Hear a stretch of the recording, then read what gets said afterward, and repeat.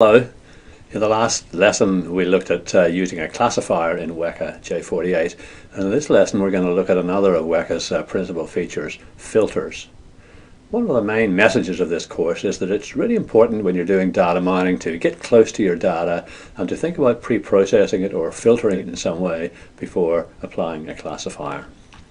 So I'm going to start out by using a filter to remove an attribute from the weather data. Let me start up the Weka Explorer and open the weather data. That's the one. And I'm going to let's remove the humidity attribute. That's attribute number 3. So I can look at filters, just like we chose classifier using this choose button on the classify panel. We choose filters by using the choose button here. And there are a lot of different filters. All filter and multi-filter are ways of combining filters. We've got supervised and unsupervised filters. Supervised filters are ones that use the class value for their operation. They're not so common as unsupervised filters, which don't use the class value. And there's attribute filters and instance filters. We want to remove an attribute, so we're looking for an attribute filter. And there's so many filters in Weka that you just have to learn to kind of look around and find what you want. So I'm going to look for removing an attribute, and here we go, remove. Now, as before, when we configured the J48 classifier, we clicked here. So I'm going to click here and we can configure the filter. This is a filter that removes a range of attributes from the data set. Well, I can specify a range of attributes here. I just want to remove one. I think it was attribute number 3 we were going to remove. I can invert the selection, remove all the other attributes and leave 3, but I'm just going to leave it like that. Click OK and watch humidity go when we apply the filter. Nothing happens until you apply the filter, and I've just applied it, and here we are, the humidity attribute has been removed. Luckily I can undo the effect of that and put it back by pressing the undo button. So that's how to remove an attribute. Actually, the bad news is there's a much easier way to remove an attribute. You don't need to use a filter at all. If you just want to remove an attribute, you can select it here and click the remove button at the bottom. It does the same job. Sorry about that.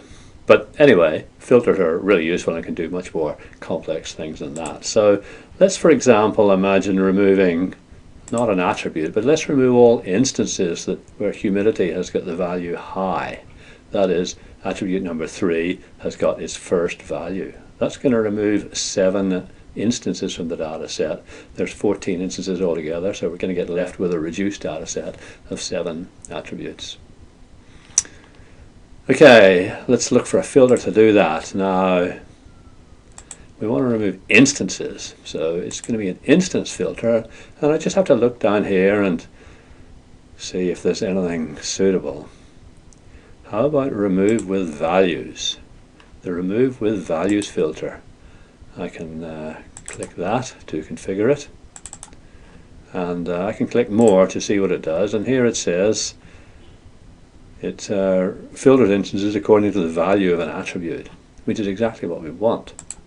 So we're going to set the attribute index. We want the 3rd attribute, humidity, and the first value. We can remove a number of different values. We'll just remove the first value.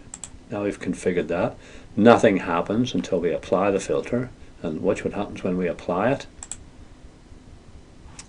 We still have the humidity attribute there, but we have 0 elements with high humidity. In fact, the data set has been reduced to only 7 instances. Recall that when you do anything here, you can save the results, so we could save that reduced data set if we want to, but I don't want to do that now. So I'm going to undo this. Okay, we remove the instances where humidity is high. We have to think about, when we're looking for filters, whether we want a supervised or an unsupervised filter, whether we want an attribute filter or an instance filter, and then just kind of use your common sense to look down the list of filters to see which one you want. Sometimes when you filter data, you get much better classification. Here's a really simple example.